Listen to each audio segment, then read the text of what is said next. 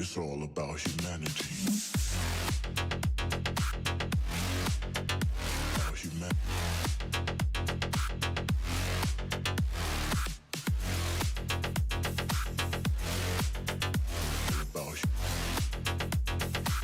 It's all about humanity. About humanity.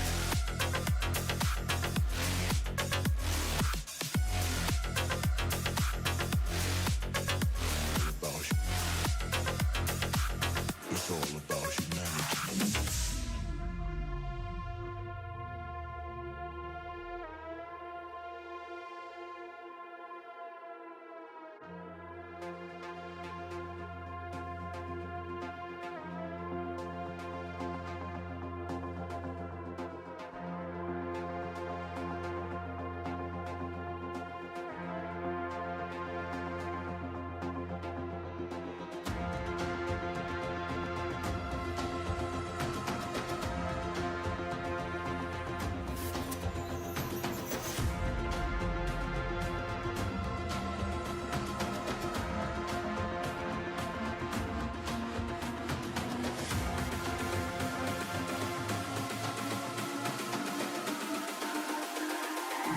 It's all about humanity.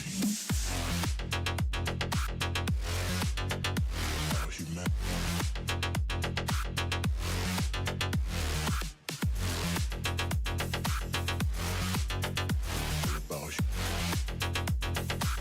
It's all about humanity. About humanity.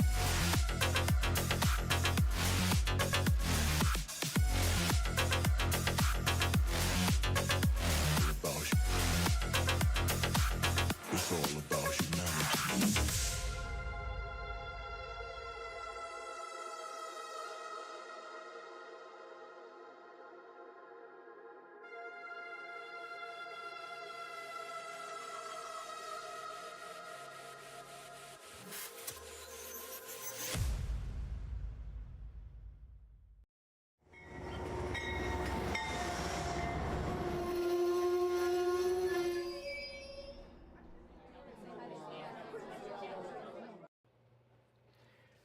Hello, model citizens. Welcome to Trains and Tech tonight. Oh, I said that wrong. Start over. Hello, model citizens. Welcome to Humanity Junction. Tonight on Trains and Tech, we're going to talk about why I have completely done away with my original operation scheme on this layout and started over completely from scratch. I don't know. We'll get into that. Before we do, though, I do have this letter here. It came from James over at Dundas Model Junction, Dundas Model Railroad Junction. He sent it to me a couple weeks ago. I haven't quite gotten to it yet, but tonight's going to be the night that we are going to get to that.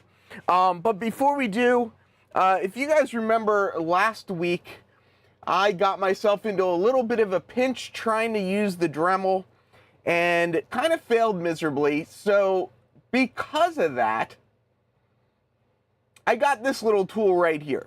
And if you guys don't know what this is a continuity tester. Basically, it's a light bulb and a battery. That's all it is, but this one's nice and fancy. And the reason that I got this is because 5 minutes after I stopped the session, I figured out that I hadn't cut through the gap, or something was keeping the gap closed, and that's why I was having so many issues. So what I figured is the next time I do this, I will use this continuity tester, and I will use the clip on one side, and I will set it up somehow so that it's touching on the other side, and you can see the light lights up when it's connected. So what I'm going to do is I am going to have this connected, and when I use the Dremel, the second I cut through the rail, voila, bing, bang, boom, the circuit will be disconnected, and then I will know that I got all the way through the rail. So that's my solution for my little issue last week. make everything much easier on me. I think I got this for, I don't know, maybe $8 or something like that on Amazon. Did I really need this tool? No. You know, as I said, you can, get an LED and a battery and you're good to go. But, I've got the tool now, so I have no excuse not to use it. At least that's the theory, right? Are we going to gap some more rails?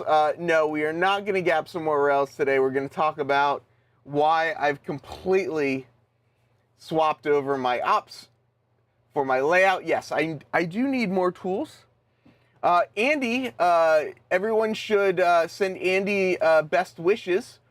Andy is going to be one of my test subjects this weekend, testing out this new op scheme. And as I have started the revamp on Monday, I would say the chances of me getting things tested before Andy gets here are probably 0 to none.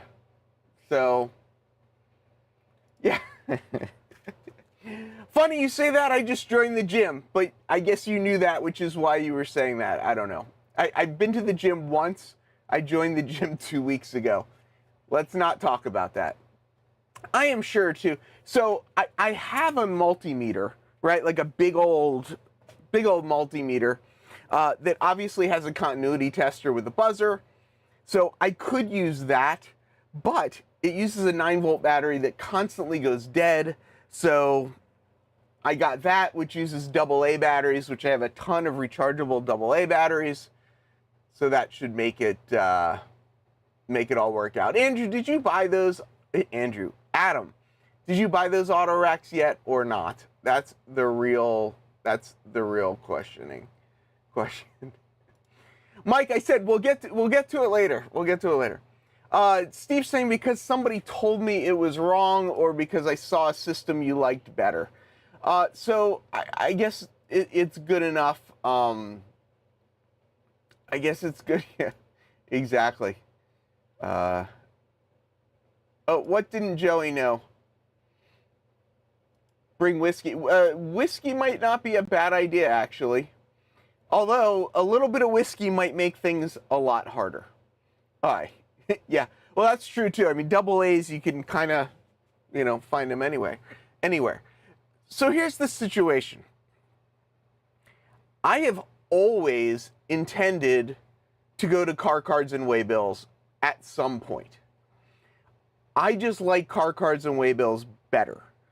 A couple of reasons why is because when I have a consist of cars in front of me and I have a switch list, 9 out of 10 times that switch list is going to be in a different order than the order of my train. But if I have my car cards and I want to block that train anyway, I want to block that train, I can just shuffle through the car cards and put them in the right order. And in N scale, one of the biggest problems that I was encountering is that you can't read the numbers on some of the cars. Some of them are readable, but there are more often than not, I have a hard time reading the numbers. So on a switch list where you have to go and you have to look for the car and look for the number, I just knew long term it wasn't going to work for me. So I came up with this, brilliant concept, right? I put the road numbers on the tops of all the cars, and it worked well, right? It got me operating, right? Because now I could see them. I had put everything into JMRI. JMRI was just kind of optimizing things, and things were kind of happening.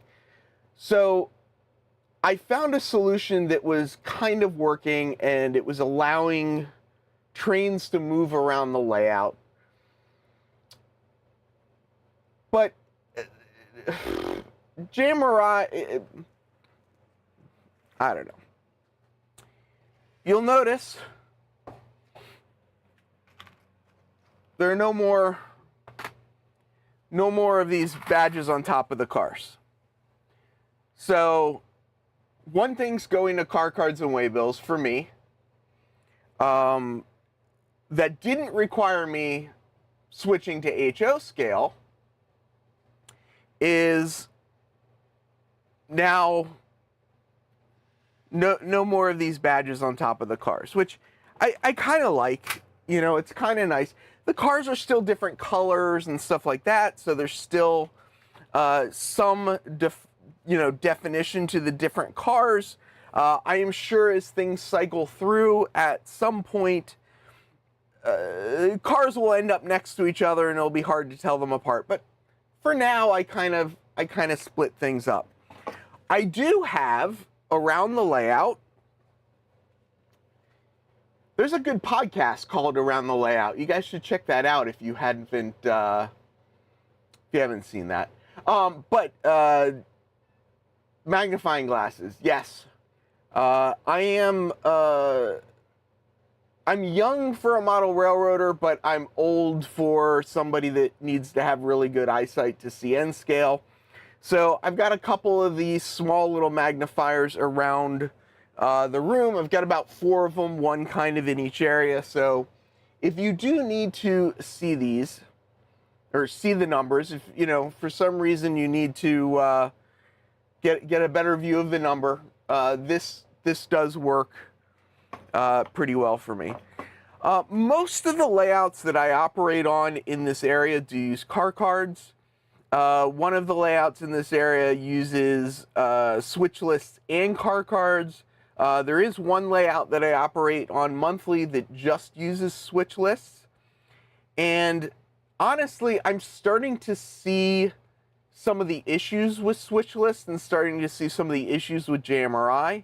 So just like I took Riverside Transfer 1.0 and I completely tore it out and started over with Riverside Transfer 2.0, and that being a huge improvement, I decided to kind of do it again, kind of start over again and come up with something new. Let's see, Dennis was just asking, how close do you need to get to use the glass? I am, right now, is a pretty good distance for me to see the number on this car right here. This one's a little smaller, but even, right here at this distance, it helps blow up. Actually, if I come back here, the number ends up really big. So yeah, so this works at this distance pretty well. So you don't need to like get up here and get into it. Now you can, and actually that does work pretty good, but you don't have to. You can see it well enough by getting that close. Part of what I like, Dennis, ask me, send me a, oh, you know what, here, I'll just find it. I'll find it because somebody else might be interested in as well. Dennis was asking what is that thing called? What magnifying glasses I got.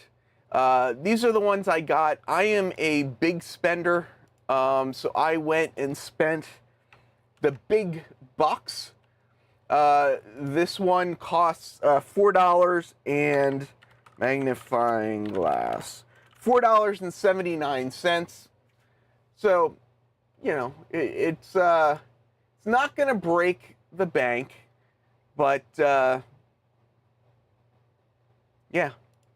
So I got a couple of those. Yeah. I do have, if people remember, if you go way back, I do actually have a USB like microscope type thing. I don't have it set up right now, but that's also kind of, kind of make it work. Paul, you're HO, and you're young, so you don't need it quite yet, but one day if you do need it, it's there. So one thing that I liked about JMRI that I really miss with car cards and waybills is that JMRI did all the work for me. I didn't have to think about,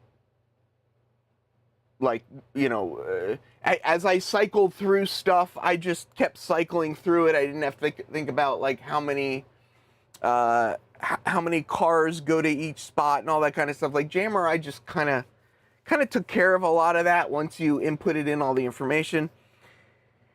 So what I didn't understand, and I guess this was a big revelation for me, a good op session, the setup of it happens between op sessions.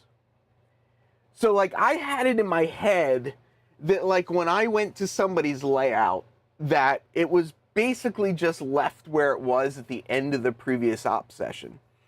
And that was the real eye-opener for me. I had 3 guys come over Sunday that are much more experienced operators, and a couple of the guys are run the operations for a club that they are a part of that has 40 operators. So what he explained to me is the club layout with 40 operators, it takes them a week.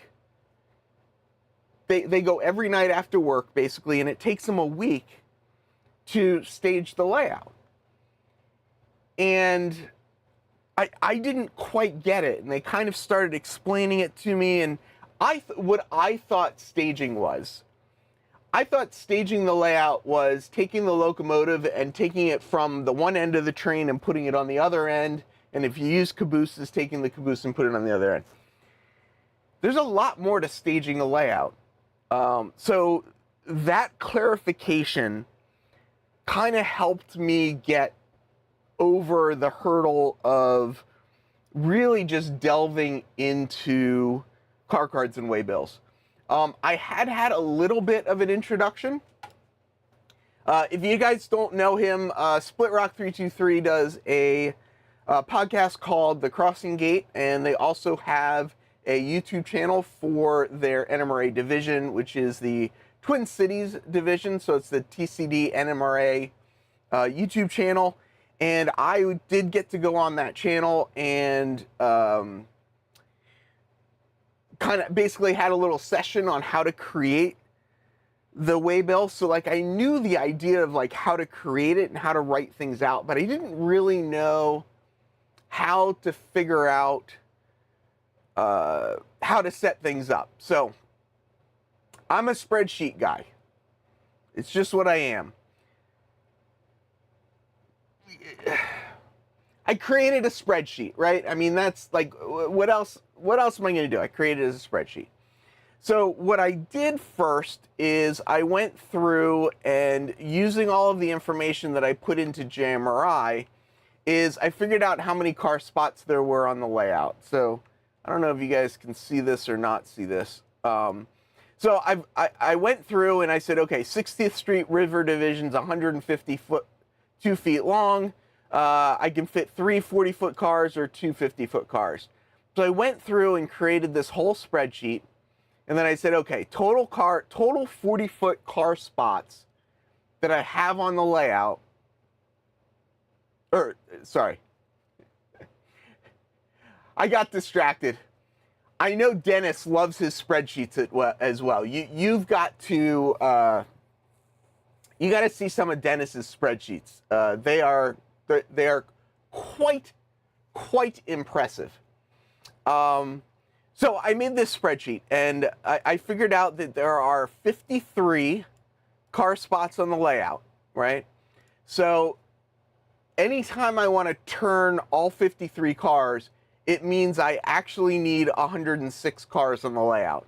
But if you figure out that there is, or if you realize that the layout has staging, it has a yard, and it has the industries. So that actually increases the car count to 159. But one of the things that I did is I went around the layout and I counted how many cars are actually on the layout now. And I found out that there were actually 117 cars on my layout at the moment. But what then kind of like, all of this kind of just started like clicking at this point, right? Yeah. I know, it's complicated, but it helped me get to this point. So what I realized was there are 117 cars on the layout. And then I went over here and I realized, hey, look at this. My 50-foot cars came out to the three-way, came out to 117. And so that's with 39 cars on the layout at a time. And I also realized, wait a second, 39 is just over 50%, just over 70% of 53.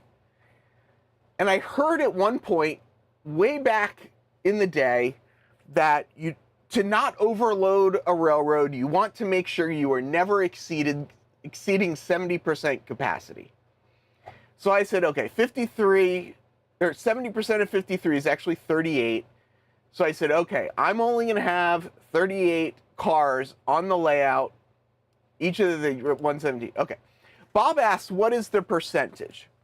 So what I wanted to kind of get a sense of is what percentage of the total number of car spots does each track take up?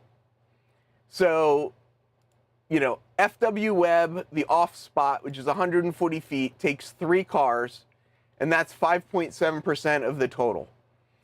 What I then did is I took that information and I went over here and I said, okay, so all of 60th Street is 11.3%. The IRT Powerhouse takes 38%, blah, blah, blah.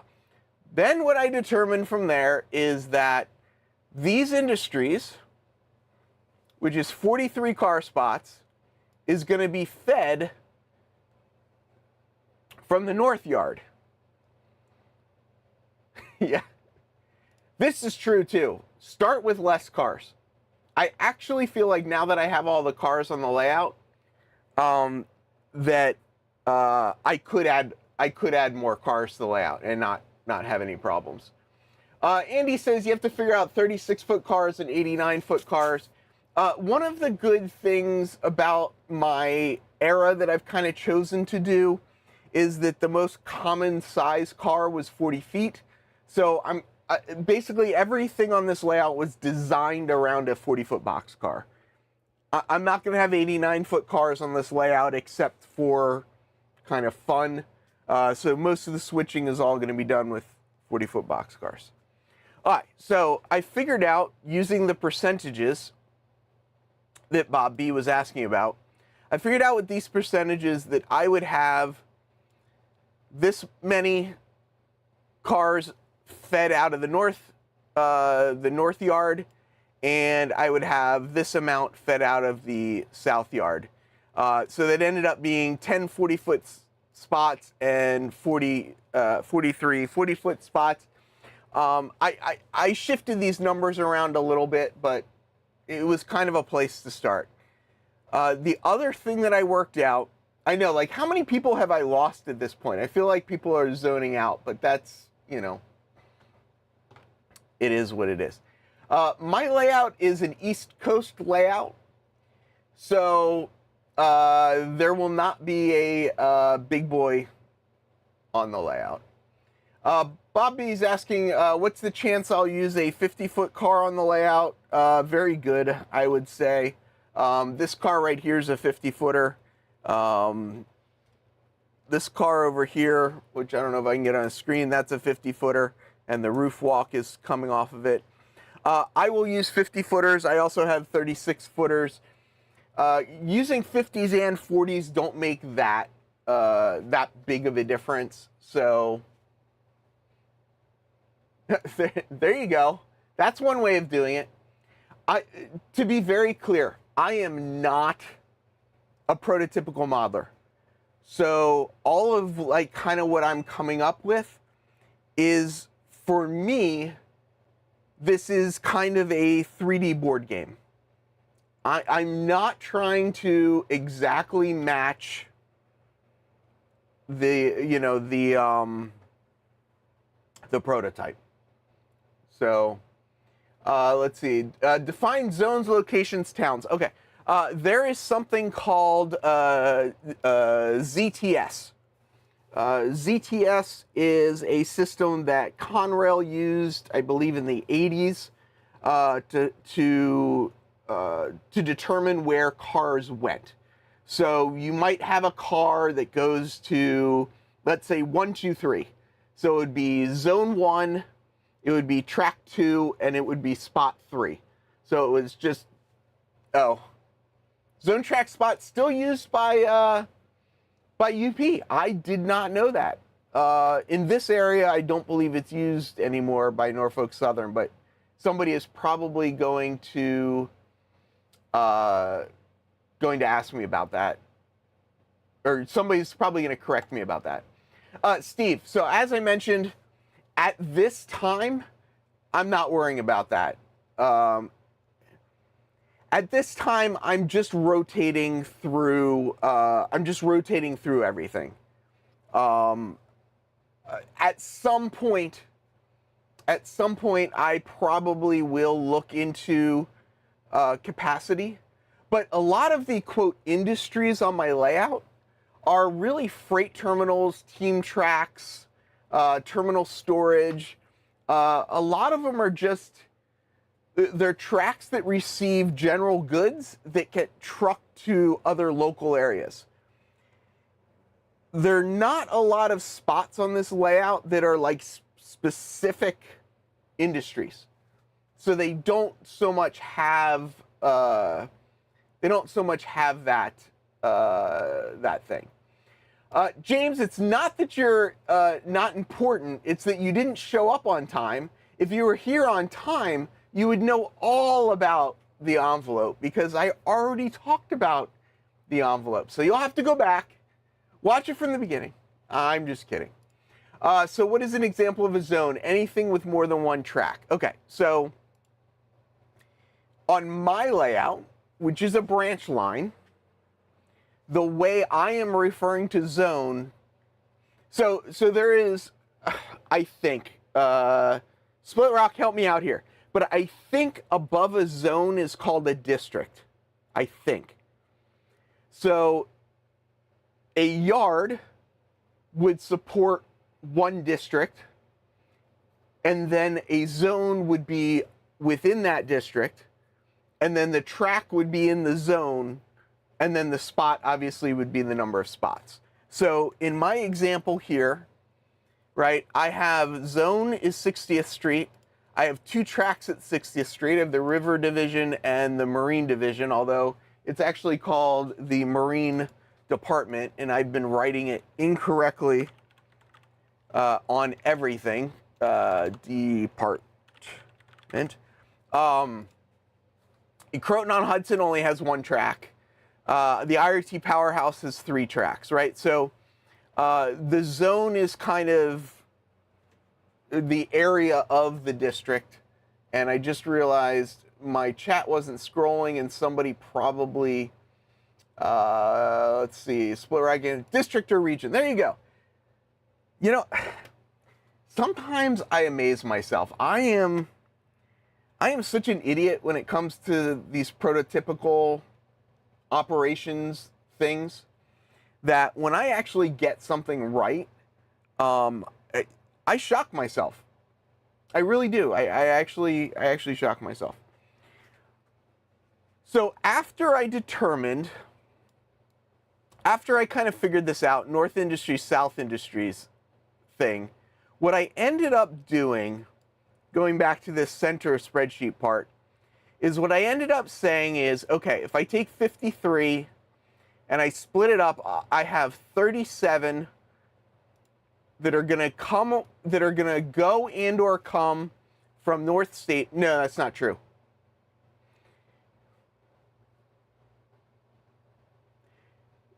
It's a little confusing, isn't it?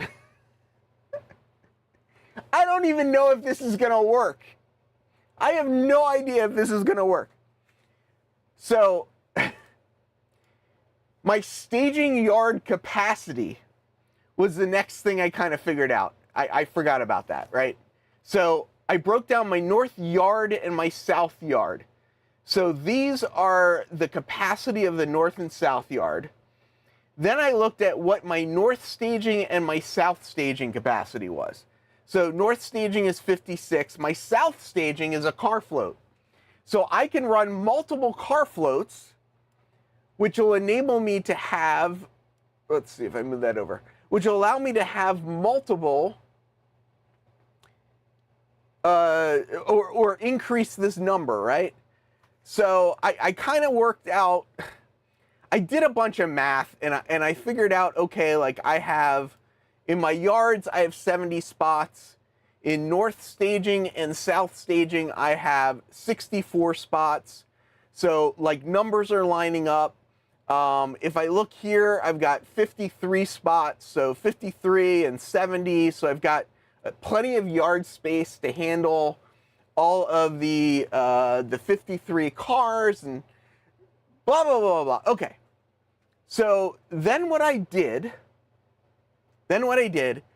is I said, okay, I want to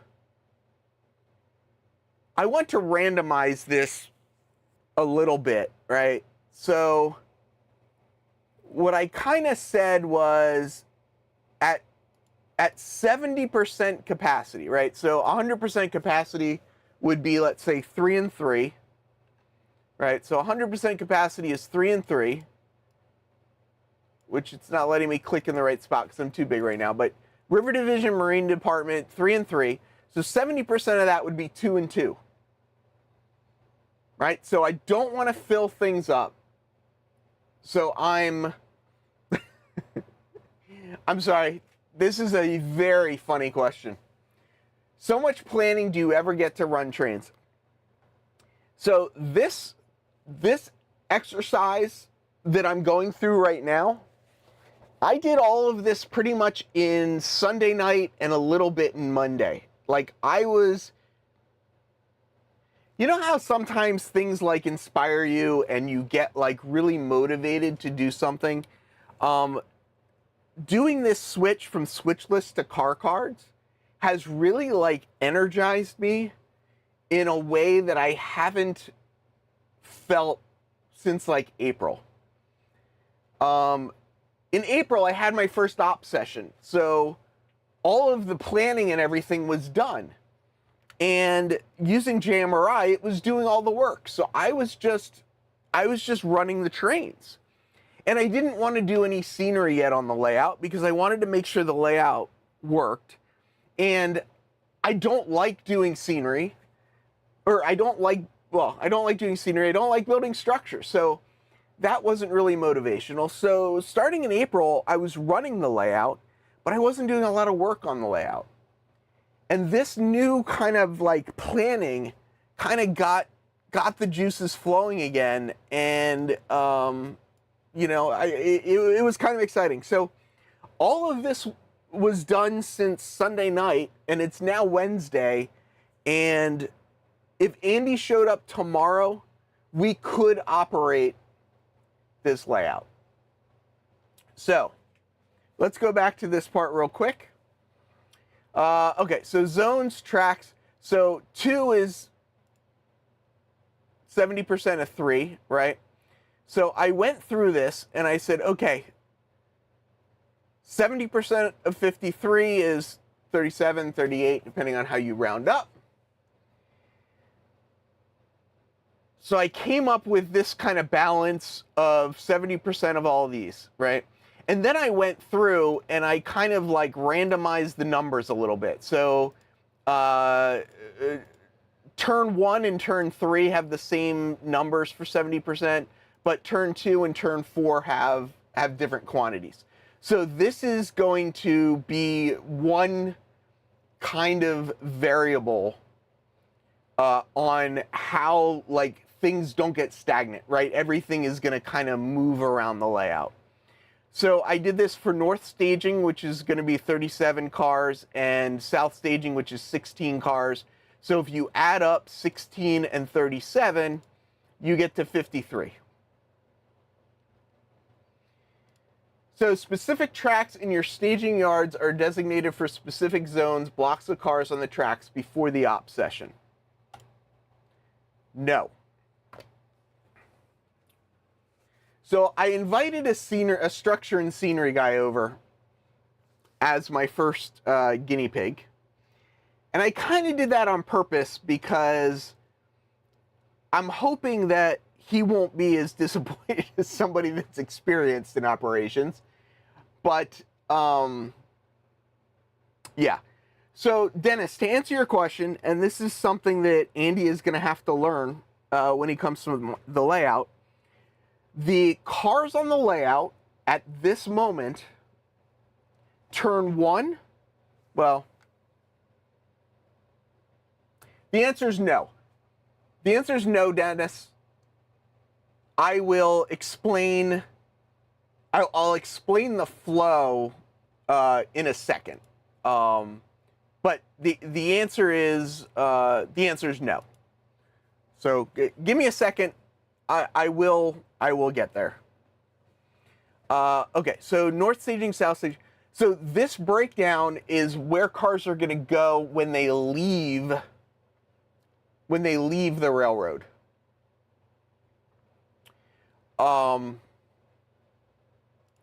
According to a gentleman whose last name is Hack, I don't remember his first name, Hackk, there is a video that is all about the Micromark car card system. It's on the Micromark YouTube channel. He says that blocking cars in a yard is not prototypical. I'm kind of curious if Split Rock is still here to give his thoughts on that, but it's not prototypical. Container Man, if you ever making your way over to New York City, you can be a guinea pig. But for this weekend, Andy Estate Pandy Projects is going to be my guinea pig. So, oh, wrong. Interesting.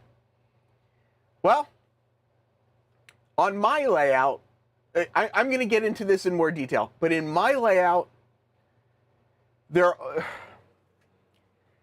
only 2 operators on my layout currently. There will likely need to be 3/4, and I say 3/4 because I'm going to end up being the 4th. But there'll be 3 operators, so the operators won't have strict positions. So the person that builds the train in the yard might also be the person that goes and pulls the train out. So it's very likely they will block the cars in the yard. I'm getting a little distracted. If I am ever going to get to opening James's letter, I got to pick up the pace. So make it hard to slow the session. I think it's not that it's going to be hard, but it's a puzzle. It's a puzzle. Like it absolutely, it's a puzzle. Okay. So north staging and south staging are where cars are going to go when they leave the layout. Okay, so I've got 37 cars leaving north staging and 16 cars leaving south staging for a total of 53 car spots. So I can get all of the cars from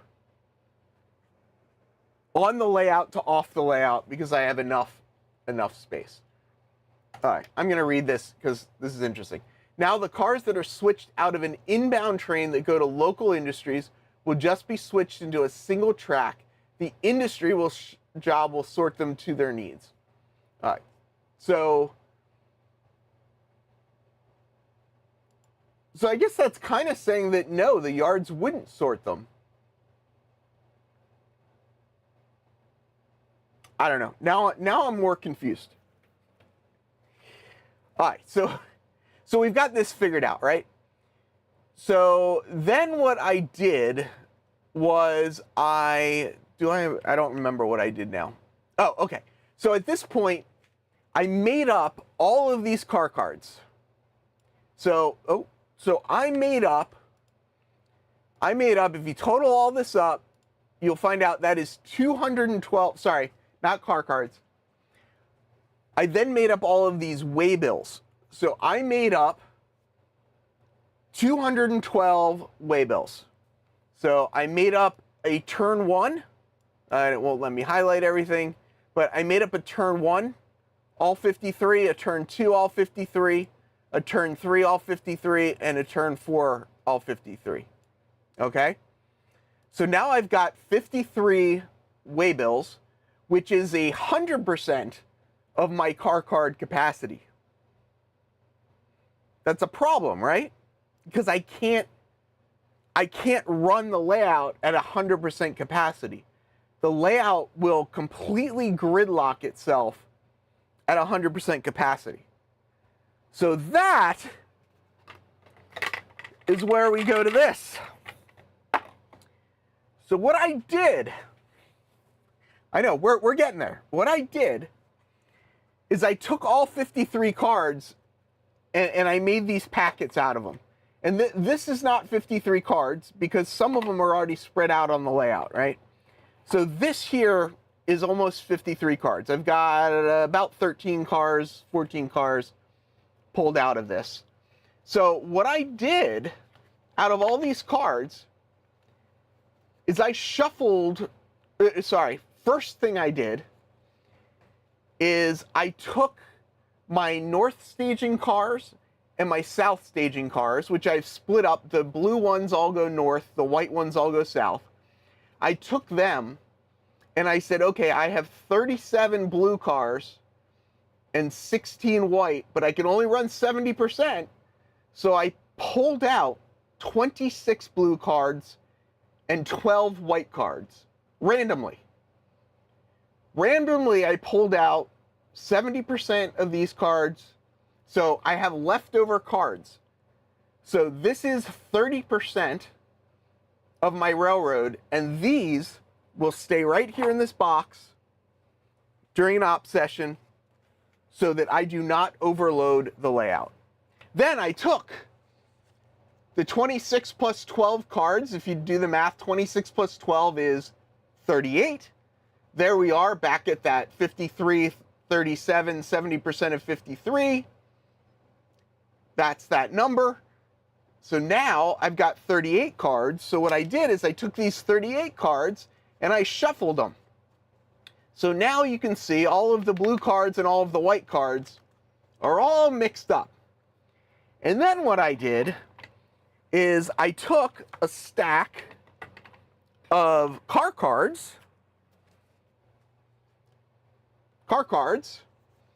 that I had already made, and I randomly, completely randomly, took the waybills and I put them in the car cards, completely randomly. Then I took the first 26 of the car cards and I put 26 of them in staging, and I put 12 of them in the car float. All right, here's where it gets a little bit confusing. All right. Yes, so by shuffling the car cards, I've now made it random. But then you might say, okay, you have the car card, right? You have the car card, or sorry, you have the waybill. Sorry, I keep confusing waybills and car card. So you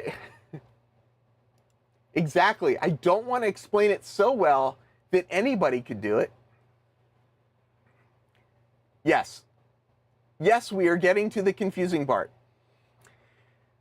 So I didn't want things to repeat, right? I didn't want every time the car goes onto the layout, you knew exactly where the car was going to go, right? That would be boring. So what I did was I'm trying to make it bigger so everyone can see it. What I did is I said, okay, I have 4 sets of cards, right? If you remember, I'll show you again. If you remember, I have this turn 1, turn 2, turn 3, turn 4, right? So I have 4 sets of waybills. So what I created is this little chart that shows session 1, session 2, session 3, and session 4. So I have color-coded all of the waybills, right? So if you look this, you can't see it there. Let's see overdust. Let's try it here. This one is color-coded orange. I shouldn't pull them out of there. So like, you know, these are yellow, these are orange. So I know all of the yellow is my first turn, all the orange is my second turn, right? So they're all color-coded. So I have 4 sets color-coded. So session number 1, which we are going to run on Saturday, we're currently not holding any cars at each location. Currently, everything is moving, which I know isn't prototypical, but everything is moving. And yes, I get that if they're different operators, they won't, like, it'll be different, they won't know. But for me, I want it to rotate. So session 1, no idea how long session 1 is going to take. I think session 1 is going to take about 3 hours. I hope it takes about 3 hours. It really is going to depend on how well Andy does. Yes, it's on Saturday, on Sunday, not on Saturday. I can't keep it straight. So session 1, the green cards are all going to go from staging to the yard. The orange cards all go from the yard to the industries. And the yellow cards all go from the industries to the staging. Right? So they make a big circle, right? Staging to yard, yard to industry, industry to staging. So then session 2, I then bring into staging the purple cars, right? So I take the yellow cars off of staging. The yellow cars go into my drawers. I bring on all the purple cars onto staging. And then those cars go staging to yard, yard to industry, industry to staging. Then the orange cars are on staging. So I take them off of staging and I put the green cars onto staging. Anytime the cars get pulled off of staging, the waybills get separated from the car cards. The waybills will go back into this box. The waybills will then be sorted again, and the waybills will then go back into a random set of cars that are in my drawers, because I will have a lot more than 212 cars in my drawers to rotate in and out.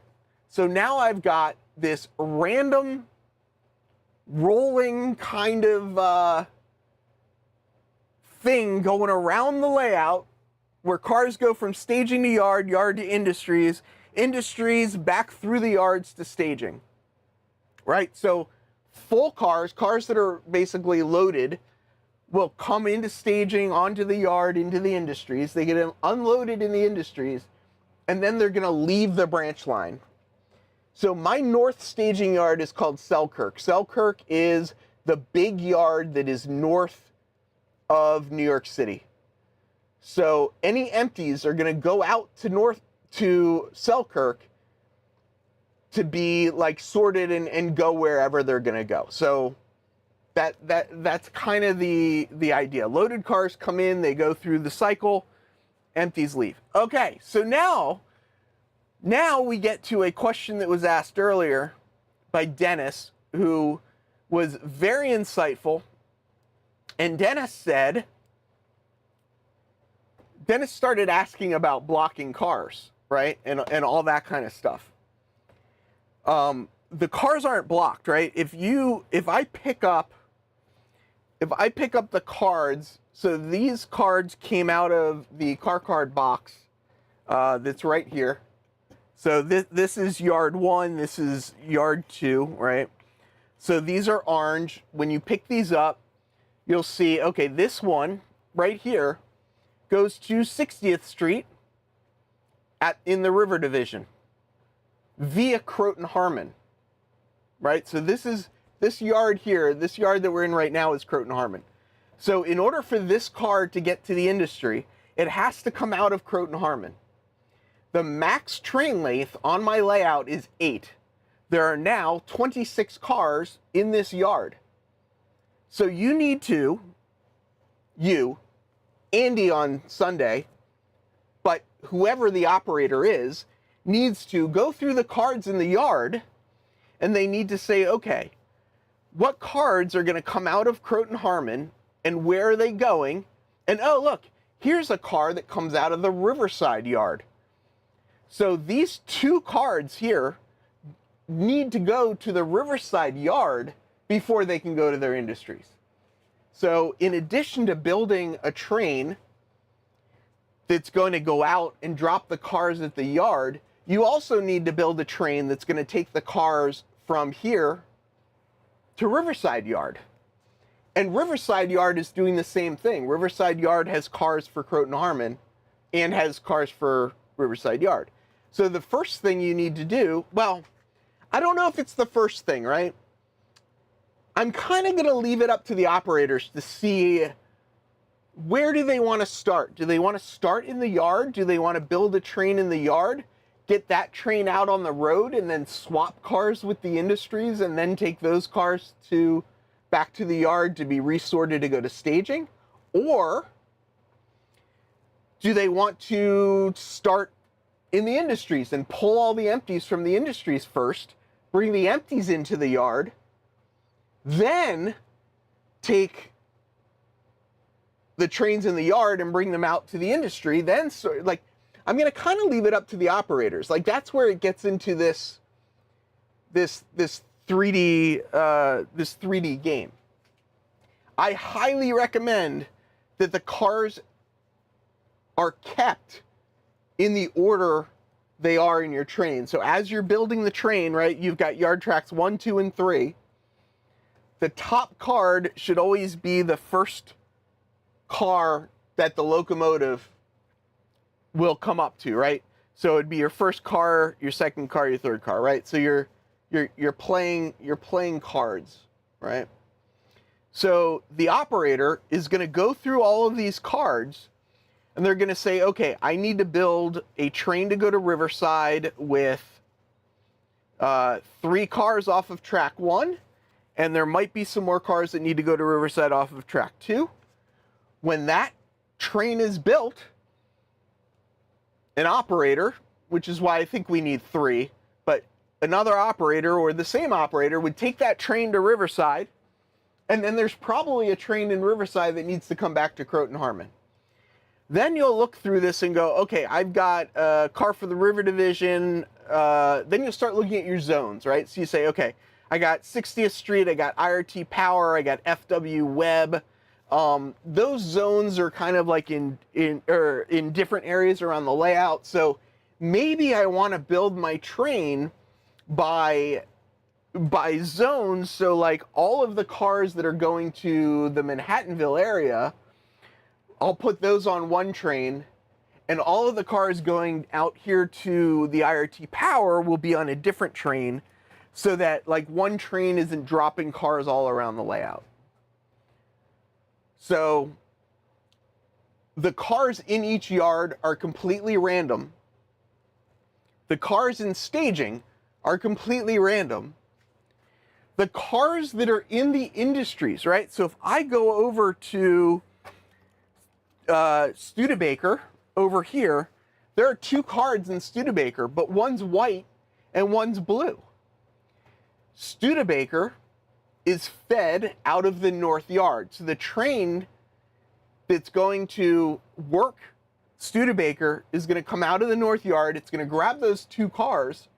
It's going to bring them to the north yard. But then this car needs to leave the layout from the south, and this car needs to leave the layout from the north. So this car, once it's in the yard, needs to be put on another train to go to Riverside Yard, so that Riverside Yard can send it off the car float. And then this car needs to go on a train that goes to staging that goes out of the north side of the yard. So it's kind of a game of you know, figuring things out. And it's kind of what I do on, you know, much bigger layouts that I go to operate on with car cards is, you know, the yard master does a lot of the figuring out and the building of the trains. They then call the, you know, the train supervisor, and they schedule or they request a crew for the train. The train crew arrives, you know, loads up, takes the train out, does the work, brings the engine back either loaded or unloaded, and maybe it picks up the next train. So let's see, got some questions. Can you only build an 8-car train if you know you have 2 cars going across the next town to a different yard, you know you are dropping 2 cars in the industry before the last driver. So the max train length is 8 cars. That doesn't mean that you can't have a train that is 6 cars or 4 cars or 2 cars. Now, having a train less than 8 cars isn't as efficient. It's going to take more time to run the session. 26 cars breaks down into 4 trains of 7766, right? So the least amount of trains you can build with 26 cars is 4.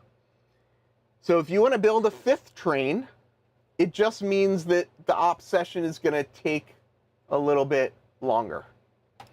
So the cards and the waybills will be separated before the cars goes to the next location. No.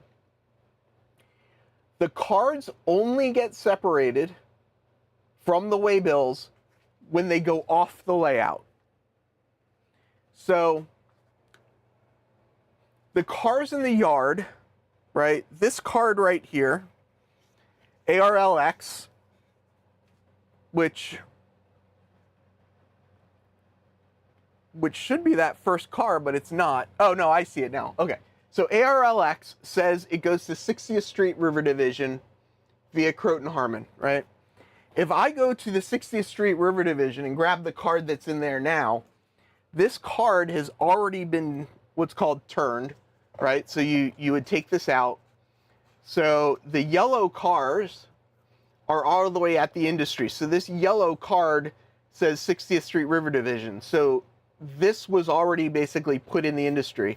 So I flipped this over, and now it says that this car needs to leave staging via the north yard. Once this gets to the north yard, between sessions, this card gets pulled out, and they get separated from each other, and they likely will never see each other again. So the cars only get turned or separated between sessions. And that's kind of what I talked about at the beginning of this, is that what I didn't realize, and the reason I was having such a hard time wrapping my brain around the idea of car cards, is because I didn't understand how much work went into an op session between op sessions. That was a pretty big revelation for me, right? So I've got, 4 trains ready to go in staging, random, that'll get pulled into this yard. At the end of the session, there will be a bunch of random cars in this yard. Now, if there's a lot of time, maybe the yard master would sort those cars at the end of the last session. Maybe they won't. It kind of comes down to time. All right, so if you're an operator and you're coming to my layout, how in the heck are you going to know what to do? Because it's confusing. I know that. I wasn't born yesterday. Yeah, it is. It really is a lot of work. It's a lot of work to set and reset the layout, and I just didn't understand that. But yeah, I really liked Risk too. I really liked Risk. So you're coming to my layout, you're trying to figure out what in the heck to do on the layout. You can read my operations primer. So I started building this document, the Riverside Transfer Operations Primer. I have not sent it to Andy yet, but I will send it to Andy for review before the Sunday operating session. But a lot of what I described is typical to the way car cards work. So if you are an experienced operator and you come and you operate on my layout, a lot of what I just explained is kind of just the way you do things, right? So here's a primer. it starts off with a little bit of a layout background, right? The layout set on the west side of the Manhattan, blending both reality and fiction, right? Because the layout is literally on the west side of Manhattan, and I'm modeling the west side of Manhattan. So there's the reality and the fiction of it. Its concept is freelance, a railroad of lies, as certain people really like to say. I have a picture here of the layout inspiration. This is the whole reason why I built this layout, is the 69th Street Transfer Bridge. Then we get into a little bit of the overview. What scale is it? What size is it? You know, session pace, you know, just some general knowledge. Of course, you got to show a picture of the livery because, of course. All right, then we get into it. So operations flow, layout orientation, track diagrams, station names and mileposts, directional layout. The layout is oriented north-south. Just to give you a high-level view, the layout operates on a 3-point rotation. I'm not sure that point is the right word. I just haven't come up with a better word yet. But the layout works on a 3-point rotation, and that's what I was talking about, staging to yard, yard to industries, industry back to staging, right? So that's a 3-point thing. So the empty cars move from the industries to the staging via the yard. So everything is classified in the yards, either coming onto or going off the layout. The loaded cars transfer from the yards to the industries, and the staged cars deliver from staging to the closest yard. So if cars come in on the car float, they will go to Riverside Yard first. If cars come in from Selkirk up north, they'll go to the Croton Harmon Yard first.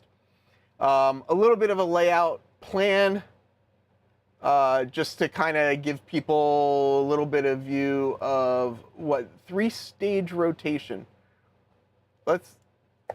I'll go with that, Ed. I like that. That works.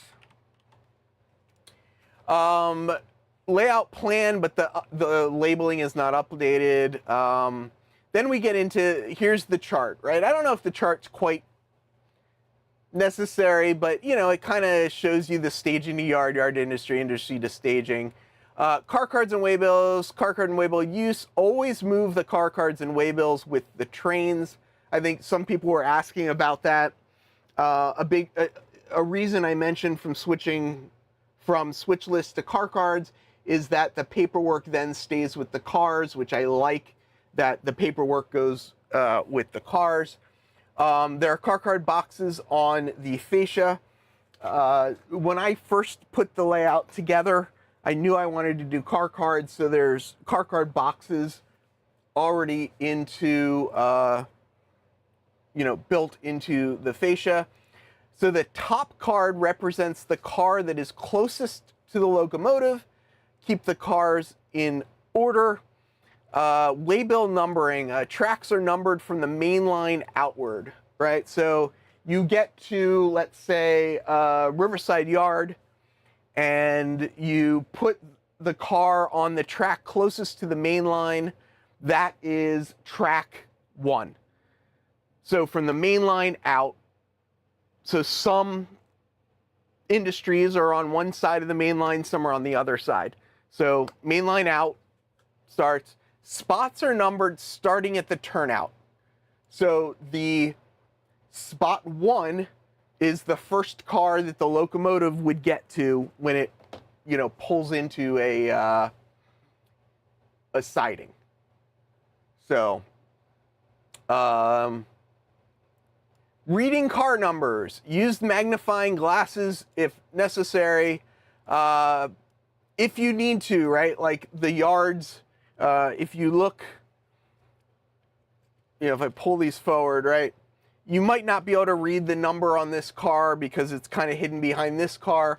So I just added a note, if you need to, pull the car onto a clear track for better visibility. Don't, pick up cars, knock things off, all that kind of stuff. Waybill rules.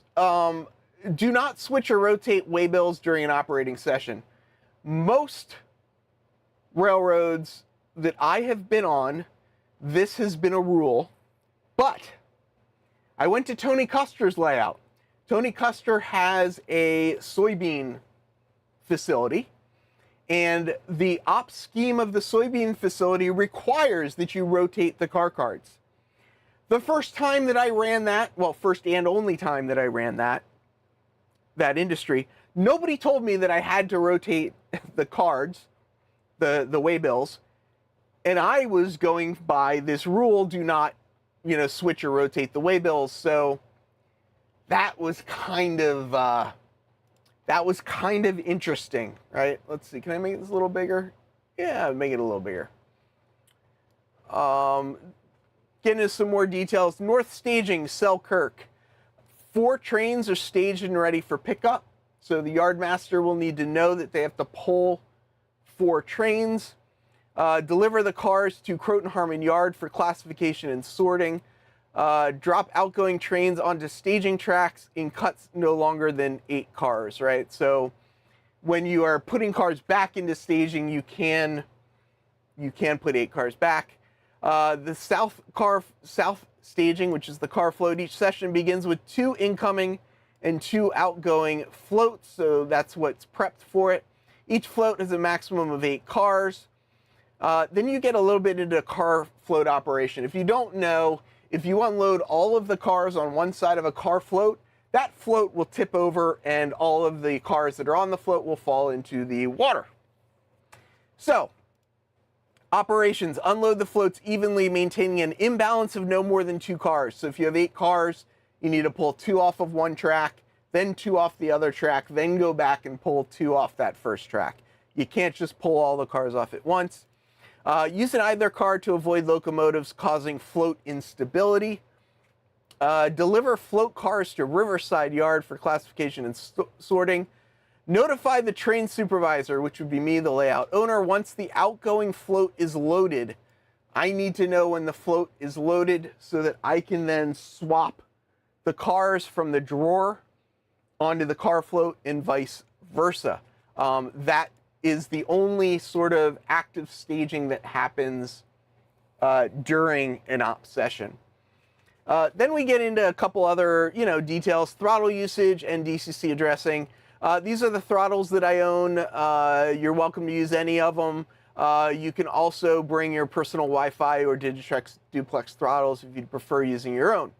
Locomotives use long addresses. You need to enter leading zeros for addresses below 128. Kind of standard, but some people do use short addresses, so figured I'd say it.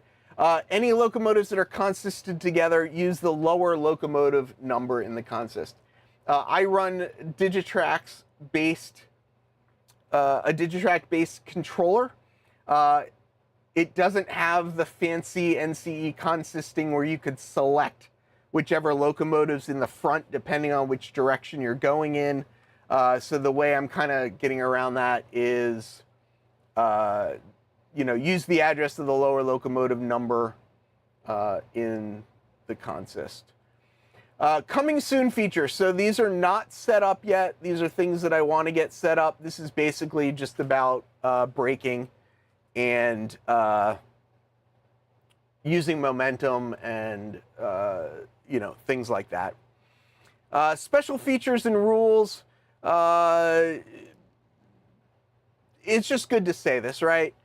Visitors may rerail trains if they derail. Use uncoupling tools for uncoupling. Sometimes people just kind of grab the trains and lift them off and whatnot. Try to use the uncoupling tools. I do have uncoupling tools everywhere.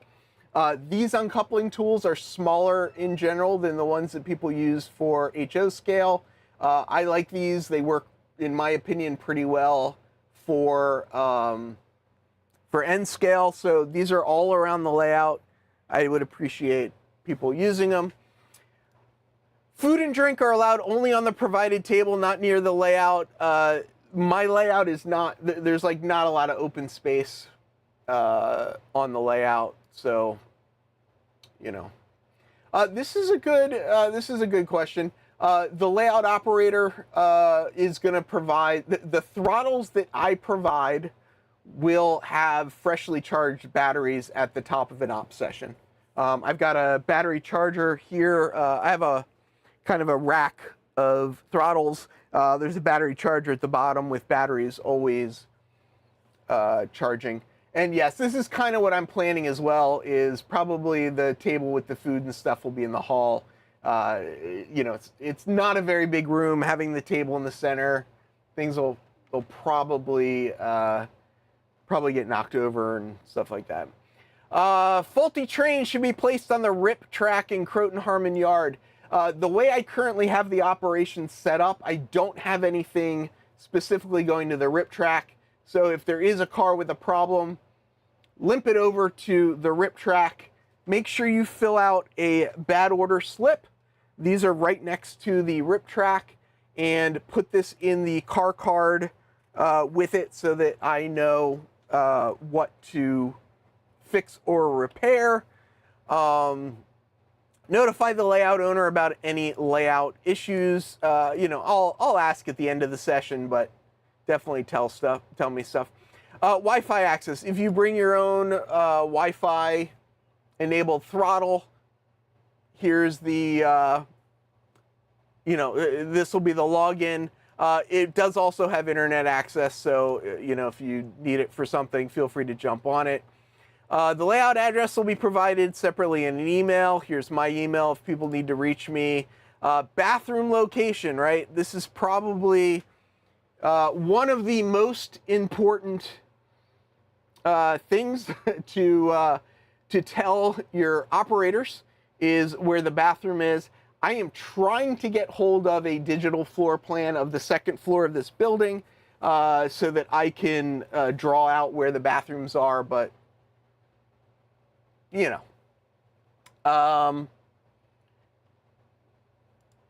Let me see this question.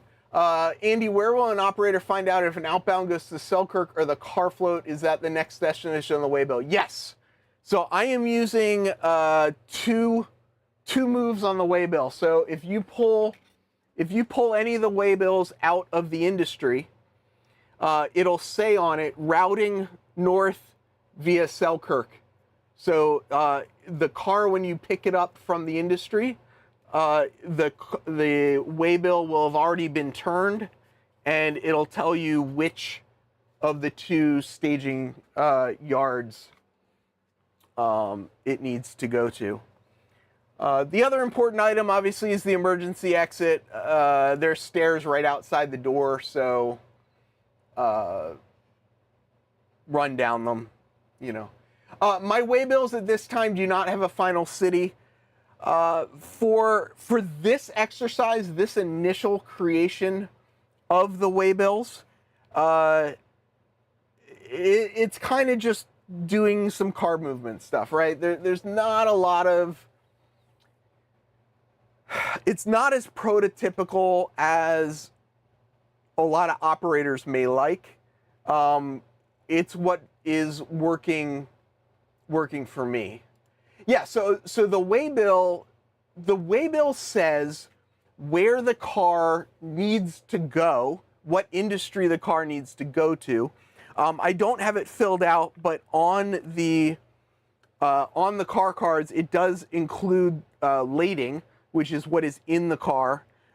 It also has shipper information as well, if you want to put all of that information on there. So here, I do have this in here, which is updated labeling. This is to come. It's not implemented yet, but this is my my planned ESU decoder mapping, which will have F4 as your brake function. And I get very confused whether I should set up independent brakes or dynamic brakes. I'll figure that out. Whatever the braking is, it's going to be on F4 just because that's what everybody else uses. And then, you know, more information to come later, still work to do. What software you used for the car card and bills? How long did it take for me to fill everything out? I am using the Micromark car cards. Micromark had a big sale, and I bought a bunch of the stuff when they had a big sale. So the car cards come basically you know, bigger, and you fold up the one end to make the flap that the waybill goes in. The waybills basically come in, in packs, and you just rip them off as you go. So the car cards, I used labels to make the top of the car cards and stuck the labels on. The waybills at this point are all handwritten. My handwriting is not great, but hopefully it is good enough that people can, still read it. Will you require operators to use horn, lights, and sounds? I'm not going to require it. I think it's kind of a fun part of operations. Some people like it, some people don't. I will encourage people to use sound. I think it adds to the operating session. I do have like a lighting system in here. I will be doing day to night layout transitions to give the sense of time. There are elements that I want to include in the layout just to sort of help the experience. So yeah, I mean, I think it would be fun to use, but I just saw tons. Does ESU brake still have 4-step? Depends on the decoder. Some of the decoders that I have, the select direct micros, brakes pretty much on or off. The V5 decoders have what they call like pulse step braking. You could set the number of pulses, and it kind of affects the braking. So you can set it up different ways depending on different things. Yeah, so speaking of remote operations, I do still plan to do remote operations with the car cards. The conductors would be here in the room working the car cards, and the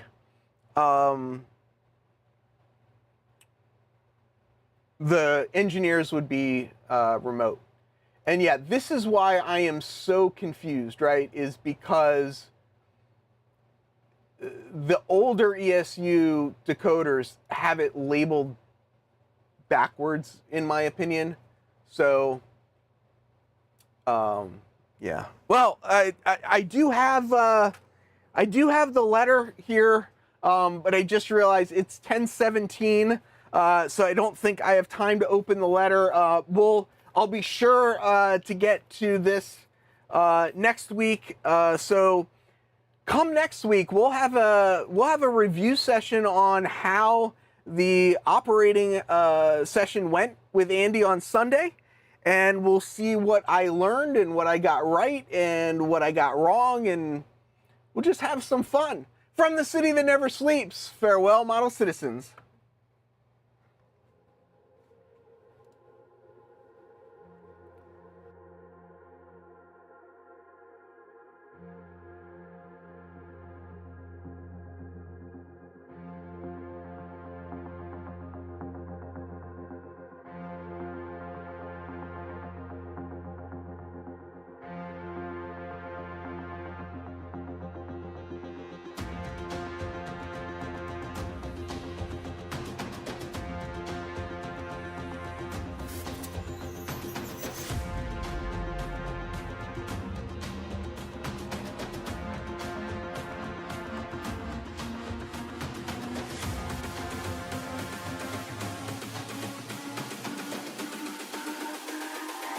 It's all about humanity.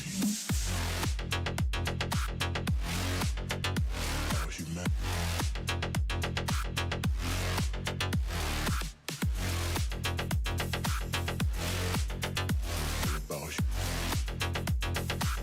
It's all about humanity.